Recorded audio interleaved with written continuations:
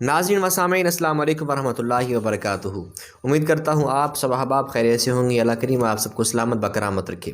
ہمارا پچھلا سبق تھا حروف مدہ اور لین کے درمیان فرق اور ان کو کس طرح پڑھنا ہے اور کیسے پڑھنا ہے۔ آج کا ہمارا سبق ہوگا سکون یعنی کہ جزم کے بارے میں اور حروف قلقلہ کے بارے میں۔ اب چلتے ہیں لیپ ٹاپ کی سکرین پر اور آج کے سبق کو سمجھنے کی ہم کوشش کرتے ہیں۔ لیپ ٹاپ کی سکرین آپ کو نظر آ رہی ہوگی۔ سبق نمبر 11 سکون یعنی کہ جزم کے بارے میں۔ جیسا کہ آپ پیچھے پڑھ چکے ہیں، اس علامت کو، اس چھوٹی سی دال کو جزم کہتے ہیں۔ جس حرف پر جزم ہو اسے ساکن کہتے ہیں۔ جزم والا حرف اپنے سے پہلے متحرک حرف سے ملا کر پڑھا جاتا ہے۔ حمزہ ساکنہ کی دو صورتیں ہوتی ہیں، ایک الف ہوگا، الف کے اوپر چھوٹی سی دال جسے ہم جزم کہتے ہیں لکھی ہوئی آ جائے گی، اسے حمزہ کہتے ہیں۔ اور دوسرا حمزہ بنا ہوا ہوگا اور اس کے اوپر چھوٹی سی دال یعنی کہ جزم بنی ہوئی آئے گی تو اس کو بھی جزم ہی کہتے ہیں۔ ان دونوں صورتوں میں حمزہ ساکنہ کہلائے گا۔ یہاں حمزہ کو ہمیشہ جھٹکا دے کر پڑھتے ہیں اور ان کو ہم مثالوں میں آگے انشاءاللہ ہم آپ کو سمجھائیں گے۔ حروف قلقلہ 5 ہیں، قاف، طا، با، جیم، دال۔ ان کا مجموعہ ہے قطب جدین۔ جیسے مثال دیتا ہوں، ایک دوست کا نام ہے ثاقب۔ اگر اس کو کسی کو کہا جائے ثا، الف، قاف اور با یاد کرو تو وہ یاد نہیں کر سکے گا۔ اسے کہا جائے آپ یاد کرو ثاقب تو وہ یاد رکھے گا۔ اسی طرح کسی کو کہا جائے میم، جیم، تا، با اور الف مکسورہ اب یاد کرو تو وہ یاد نہیں کر سکے گا۔ اسے کہہ دیا جائے آپ یاد کرو مجتبیٰ، آسانی سے یاد کر لے گا۔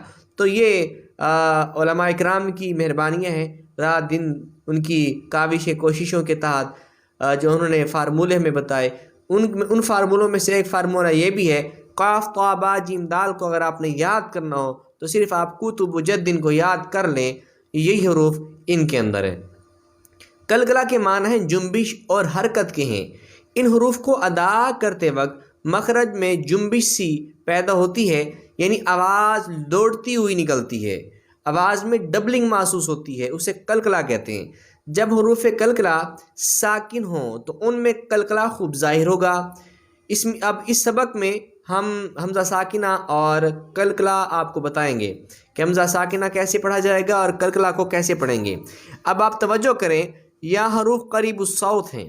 حروف قریب الصوت کا مطلب کیا ہوتا ہے کہ جن کی آوازیں ملتی ہوں، شکلیں جدا ہوں، آوازیں ملتی ہوں۔ جیسے حمزہ تا زبر ات، حمزہ کو اگلے ساکن حرف سے ملا کر پڑھا جاتا ہے۔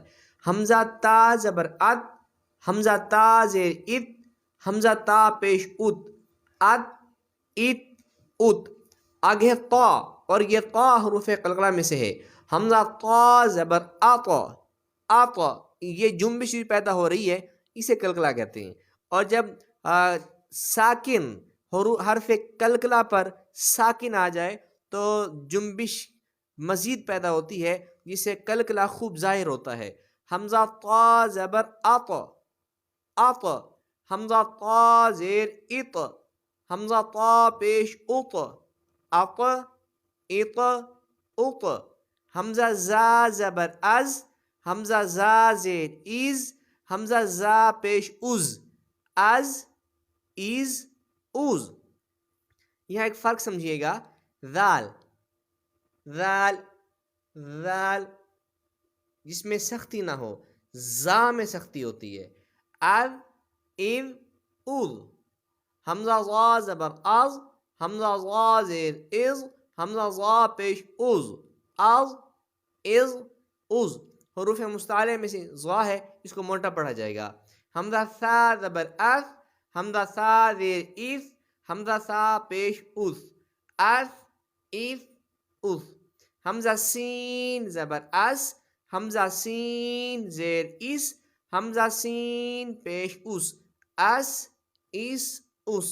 حمزہ صاد زبر اس، حمزہ صاد زیر اس، حمزہ صاد پیش اس، اس، اس، اس۔